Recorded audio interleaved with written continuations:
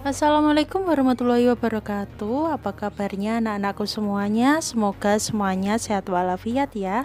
Pada kesempatan kali ini kita akan belajar mengenai stoikiometri bagian 2, yaitu merupakan kelanjutan dari bab yang kemarin.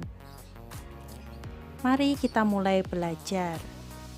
Sebelum kita lanjut, jangan lupa klik tombol subscribe, like, dan share ya. Dan jangan lupa membalas komentar saya di kolom absensi. Penentuan rumus empiris dan rumus molekul. Rumus empiris adalah rumus yang menyatakan perbandingan terkecil unsur-unsur yang menyusun suatu senyawa. Sedangkan rumus molekul adalah kelipatan dari rumus empiris. Nah, ini adalah contoh-contoh dari rumus empiris dan rumus molekul. Bisa jadi rumus molekul sama dengan rumus empirisnya ya. Contohnya adalah air H2O karena sudah tidak dapat dibagi lagi.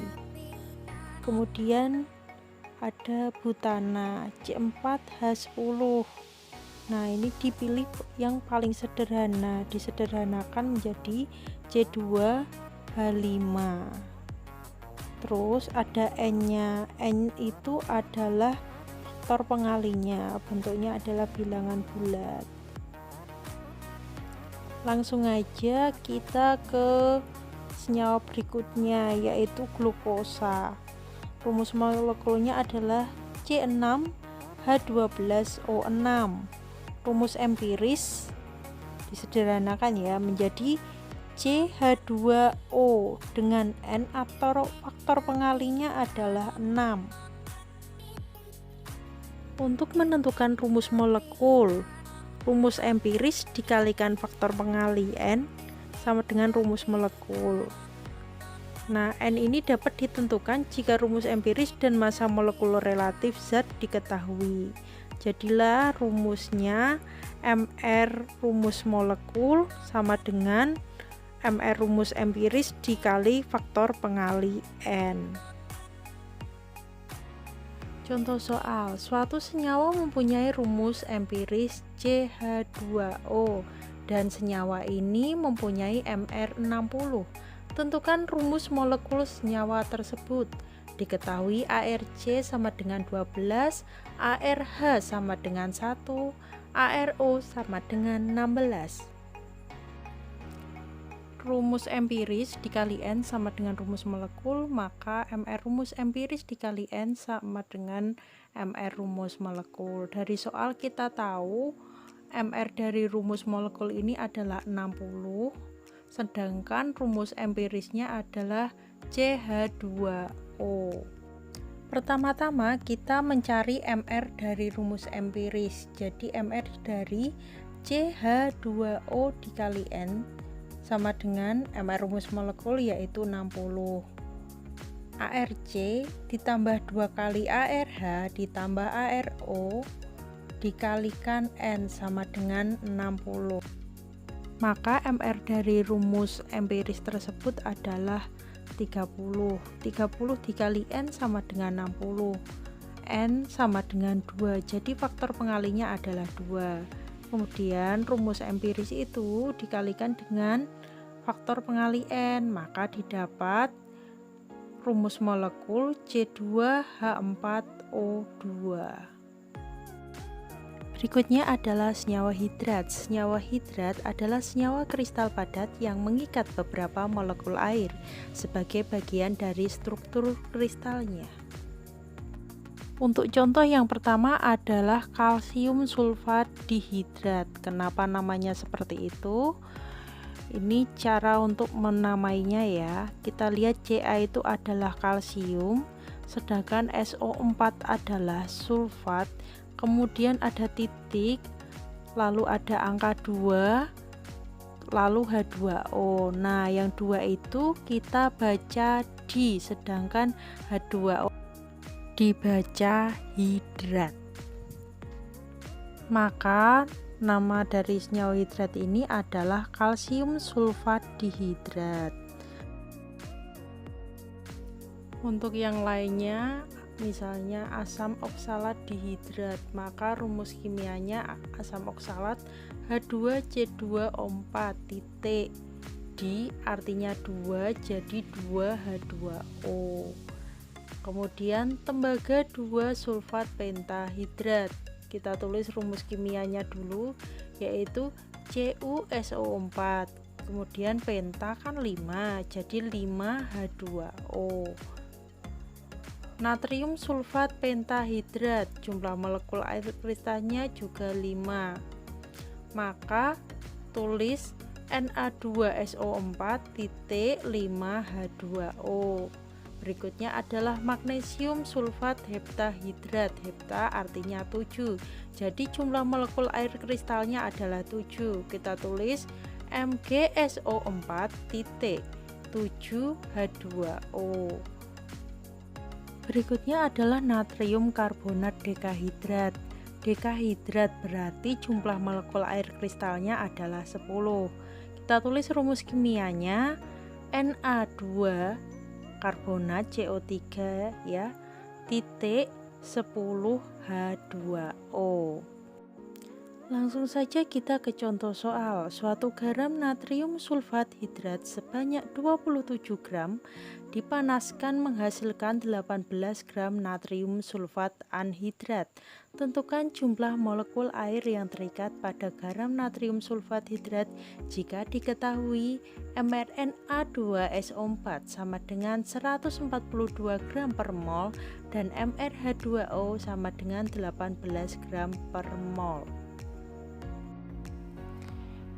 Kita tulis dulu rumus kimianya ya. Natrium sulfat berarti Na2SO4 hidrat, H2O, X nya itu untuk memisalkan jumlah molekul air yang terikat pada garam natrium sulfat hidrat.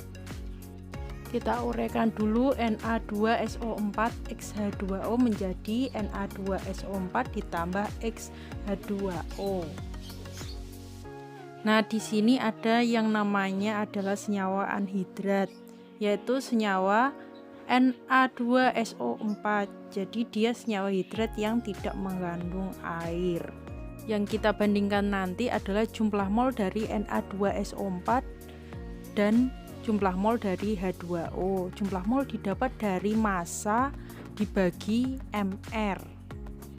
Maka dari itu kita harus mencari massa Na2SO4, massa H2O, Mr Na2SO4 dan Mr dari H2O.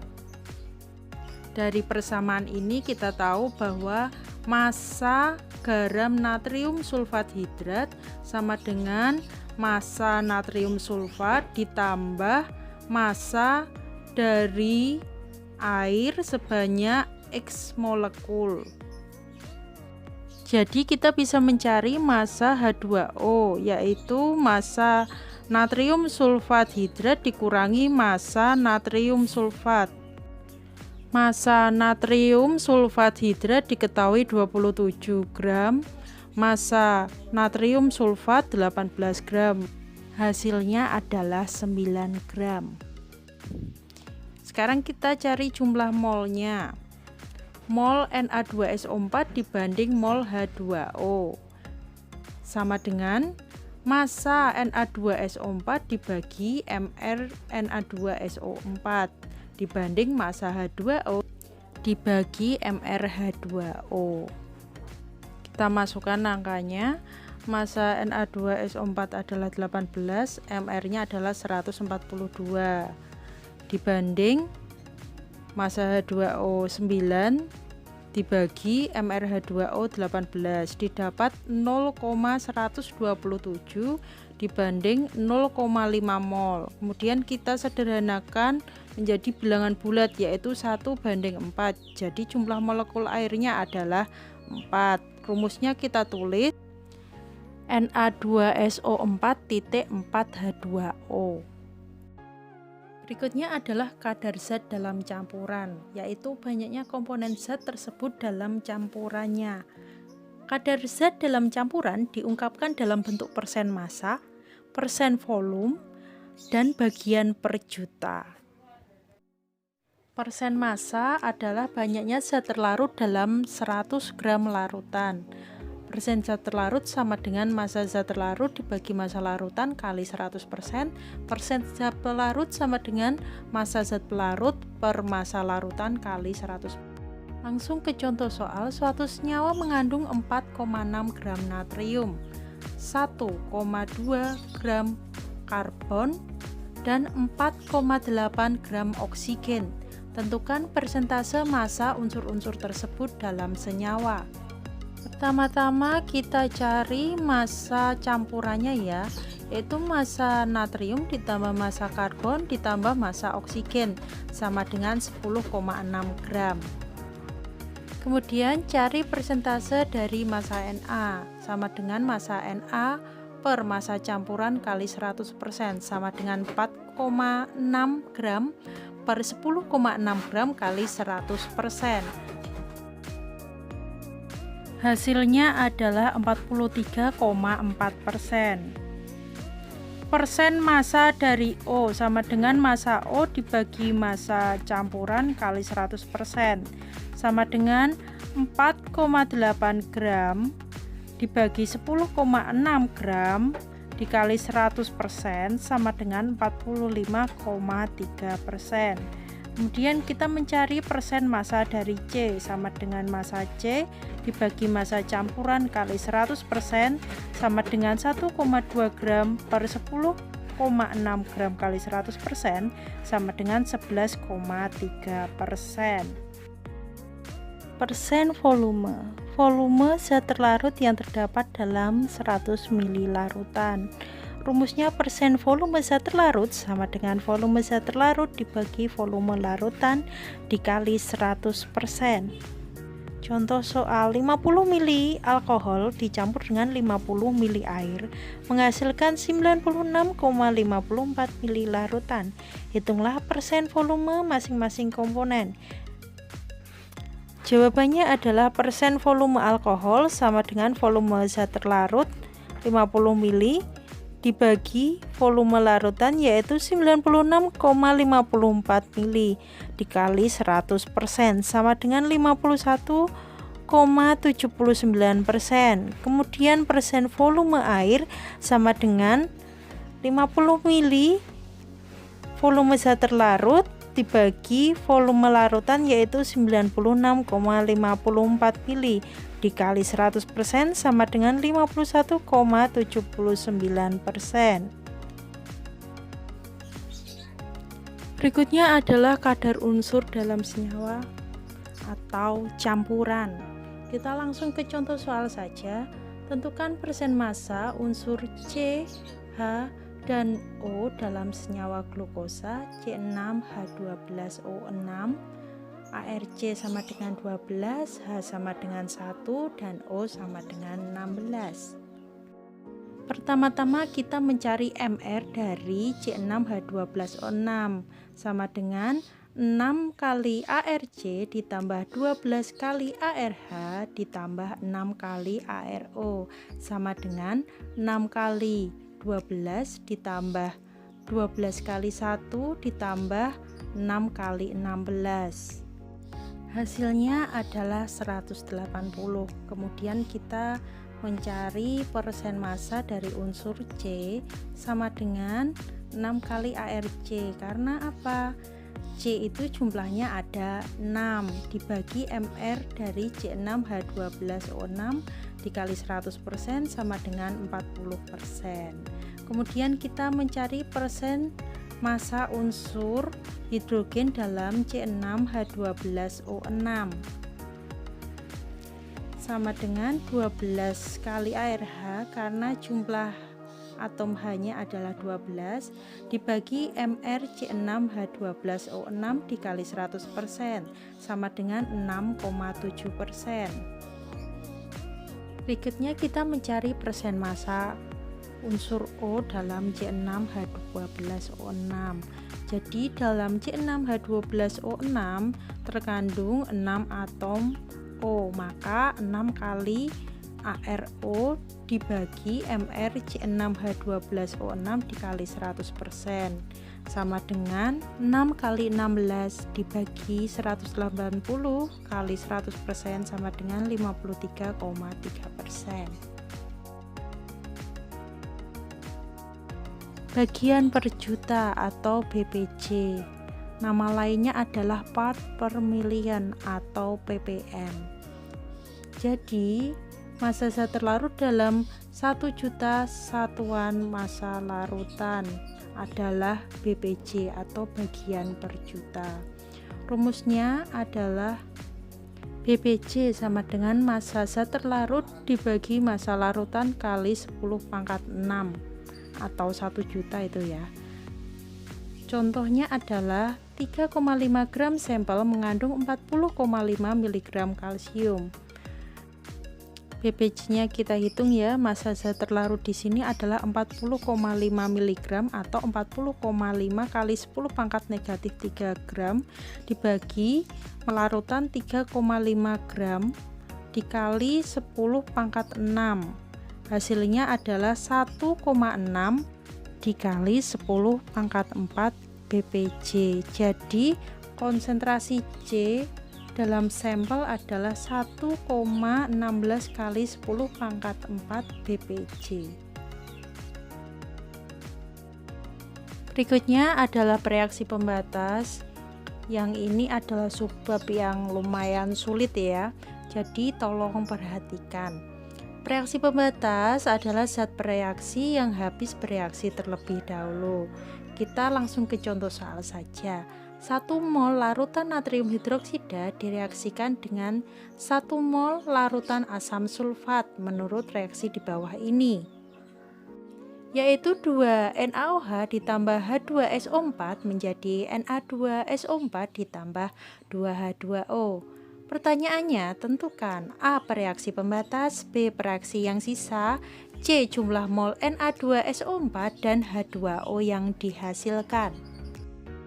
Pertama-tama kita mencari reaksi pembatas dengan cara membagi jumlah mol dengan koefisien.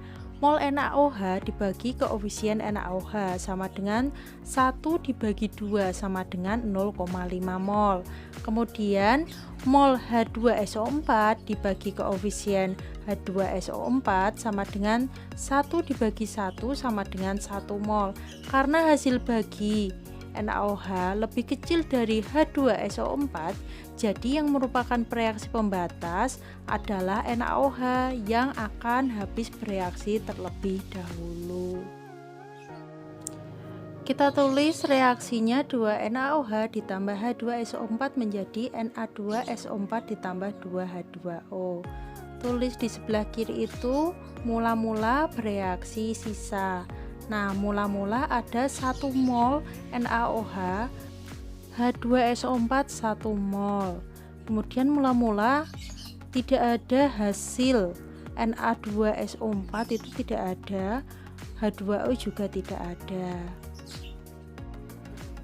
Di kolom reaksi kita tulis ya, itu kan reaksi pembatasnya adalah setengah, maka dikalikan dengan koefisiennya.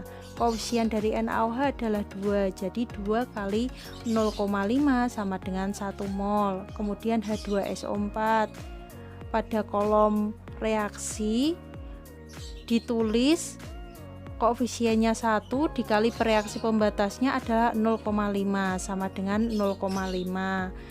Di kolom bereaksi Na2SO4 juga 0,5 karena koefisien 1. Di kolom reaksi H2O hasilnya adalah 1 mol. Kenapa? Karena koefisiennya adalah 2, yaitu 2 kali 0,5. Oke, sekarang kita cari sisanya dari NaOH. Jadi mula-mula itu dikurangi yang bereaksi, yaitu berarti 1 dikurangi 1, jadi sisanya adalah 0. Ingat kalau di sebelah kiri itu saling mengurangi ya. Kemudian H2SO4 mula-mula 1 mol dikurangi yang bereaksi 0,5 mol, maka sisanya adalah 0,5 mol. Kemudian kita mencari sisa dari Na2SO4. Mula-mula kan 0, kemudian ditambah dengan yang bereaksi adalah 0,5. Jadi 0 ditambah 0,5 sama dengan 0,5 mol. Kalau di ruas kanan itu saling menambah. Untuk sisa dari H2O berarti yang mula-mula adalah 0, kemudian yang bereaksi adalah 1 mol, maka 0 ditambah 1 adalah 1 mol.